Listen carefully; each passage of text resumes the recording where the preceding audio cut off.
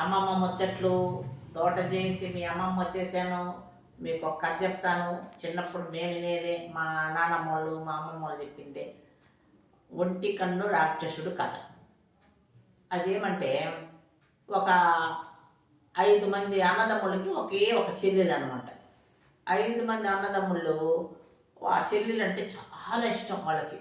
వాళ్ళు ప్రాణంగా చూసుకుంటారు చెల్లెల్ని. తల్లిదండ్రులు ఇద్దరు ఉండరనమాట, చనిపోయింటారు. ఆ 5 మంది అన్నదమ్ముళ్ళు ఈ అక్క చెల్లెల్ని చాలా బాగా చూసుకుంటా ఉంటారు.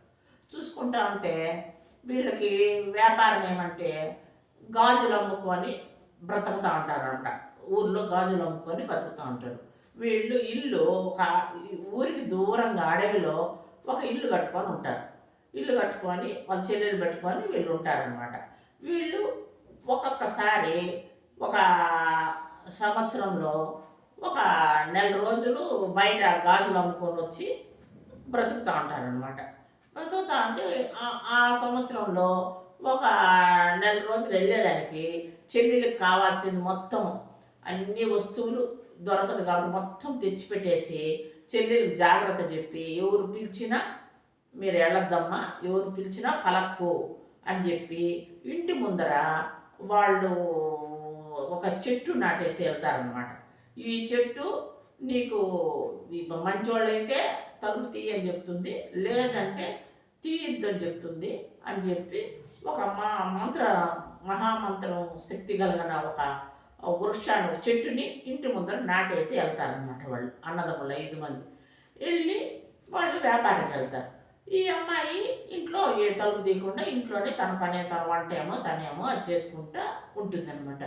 ఉండేకాడికి ఒకరోజు వంట చేసే టయానికి తనకు అగ్గి పెట్టి ఉండదు, ఏమి ఉండదు, వంట చేసుకున్నదానికి ఇదిగా ఉండదన్నమాట. అప్పుడు పొయ్యి ఎలా వెలిగించేది, అగ్గి పుల్లలు లేవే అనుకొని ఆలోచిస్తుంది ఈ అమ్మాయి. ఆలోచించి మేడపైకి వెళ్ళి చూస్తే దూరంగా పొగ వచ్చినట్టు ఒక చిన్న గుడిసెలాగా ఒక ఇల్లు కనపడుతుంది అనమాట. ఇల్లు కనపడితే ఎవరెవరు అక్కడేదో ఉండేటట్టుగా ఉంది, మనం వెళ్ళి అక్కడ పోయి తెచ్చుకుంటాంలే అనుకొని ఈ అమ్మాయి ఏం చేసింది, తలుపులు వేసుకొని అక్కడికి వెళ్ళింది.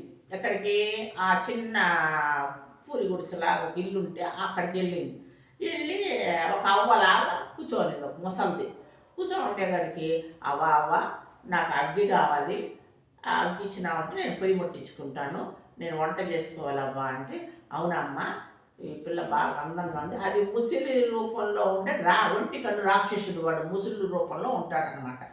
అనేవాడికి అవునా సరేలే, ఇదేదో మనకు మంచి ఆహారం దొరికింది, పిల్ల దీన్ని బాగా తినేవచ్చు అనుకొని మనసులో, అయితే కొంచెం పనులు చెప్తానమ్మా, నేను ముసలిదాన్ని కదా, అందుకనేసి నువ్వు ఆ పనులు చేసి పెట్టు, నీకు అగ్గిస్తాను అని చెప్పింది అనమాట ముసలిది.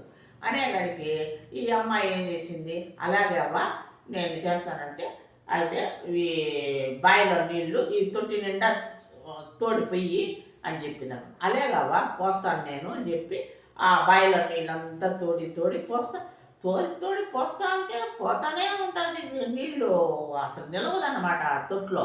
ఇది ఎన్ని నీళ్ళు తోడి పోస్తా అంటే కూడా నీళ్ళంతా వెళ్ళిపోతుంది అని చెప్పి ఆశ్చర్యంగా చూస్తూ ఉంటుంది.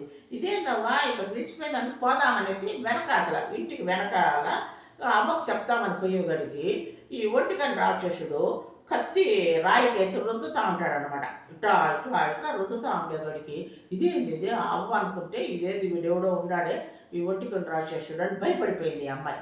భయపడిపోయి ఏం చేసింది, అక్కడి నుంచి పారిపోయి తన ఇంటికి వచ్చేసింది. తన ఇంటికి వచ్చి తలుపులు వేసుకునేసింది అనమాట. ఈ ముసింది ఈ ఒంటికని రాక్షసుడు మాను ఉండేవాడిని వీడేం చేశాడు, ఈ అమ్మాయి ఇక్కడ ఏ అమ్మాయి అనేది కనపడపోయి ఎక్కడికి వచ్చేసింది అనేసి వీడేం చేస్తాడు, వాళ్ళ ఇంటి దగ్గరికి వచ్చి ఆ తలుపు వాళ్ళ అన్నలా గొంతు పెట్టి, అమ్మ నేను అన్నయ్యను వచ్చినానమ్మా తలుపు తీయి, అన్నయ్యను వచ్చినాను తలుపు తీయి అనేగాడికి ఈ చెట్టు వండుకొని, అమ్మ అమ్మ మీ అన్న కాదు తలుపు తీకు అని చెప్పి ఈ చెట్టు చెప్తా ఉంటుంది. చెట్టు చెప్తా ఉంటే కనుక అయ్యో ఈ అమ్మాయి తలుపు తీకపోయేగాడికి ఇవి చెట్టు అటు ప్రతిరోజు వచ్చేది ఆ అమ్మాయికి ఇబ్బంది పెడతా ఉంటుంది అనమాట ఈ రాక్షసుడు, ఒంటికని రాక్షసుడు. అప్పుడు ఈ చెట్టుని కాల్చేస్తాడు ఈ రాక్షసుడు, కాల్చి బూడిద చేసేస్తాడు. బూడి చేసేస్తే కాడికి మళ్ళా వస్తాడు. వచ్చి వాళ్ళ అన్న రూపంలో వాళ్ళ అన్న గుర్తుతోటి పిలుస్తాడు ఆ అమ్మాయి. రామ్మ వచ్చి తలుపుది, నేను వచ్చినాను మీ అన్నయ్యని అనేగాడికి ఆ బూడిద అయిపోయినా కూడా ఆ చెట్టు ఆ బూడిది కూడా కలుపుతుంది అనమాట. వద్దమ్మా, రాక్షసుడు వచ్చాడు, నీ అన్న కాదు, నువ్వు తలుపు తీకు అనేసి మళ్ళీ ఆ బూడిదగా ఆ చెట్టు బూడిదలో అయిపోయిన అది కూడా చెప్తుంది.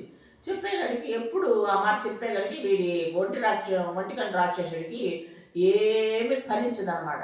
అప్పుడు కోపంతో వీడు ఏం చేస్తాడు, వాడి చేతుల్లో ఉండే పెద్ద గోరు తీసి ఆ గడపలో చెక్కేసి వెళ్ళిపోతాడు.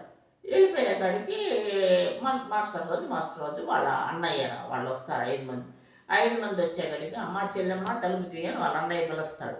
పిలిచేకాడికి అప్పుడు అమ్మ మీ అన్నయ్య వచ్చినాడు అనేసి ఆ బూడిది కూడా ఆ మాట చెప్పేకాడికి ఆ చెట్టు అప్పుడు ఆ తలుపు తీసి అందరికీ నీళ్ళు ఇస్తుంది అనమాట. వాళ్ళ అన్నయ్యలకు అందరి చెబుతో నీళ్ళు ఇచ్చి కాళ్ళు కడుక్కోమంటుంది. ఈ అమ్మాయి ఏం చేస్తుంది, కడా అన్నయ్య ఇచ్చేటప్పుడు ఆ గోరుని తొక్కేస్తుంది. ఆ గోరు దాని కాళ్ళు గుచ్చుకునేస్తుంది. అమ్మాయి కాళ్ళు గుచ్చుకునేసి స్పృహ అంటే చనిపోయినట్టు పడిపోతుంది. పడిపోయి వీళ్ళకి గోరు గుచ్చుకునేది అందువల్ల చనిపోయింది అనుకోరు. అయ్యో మన చెల్లెలు చనిపోయింది అనేసి చాలా దుఃఖపడి ఒకే 5 మంది అన్నదమ్ములు ఏడ్చుకొని ఆ అమ్మాయిని ఏం చేస్తారు, ఒక పెద్ద పెట్టెలో పెట్టి చుట్టూరు పువ్వులు అన్నీ పెట్టి దాంట్లో పడుకోబెట్టి అన్నీ నగలేసి అన్నీ పడుకోబెట్టి ఒక సముద్రం అదే నదిలో దాన్ని ఆ పెట్టిని అలాగా వదిలేస్తారనమాట.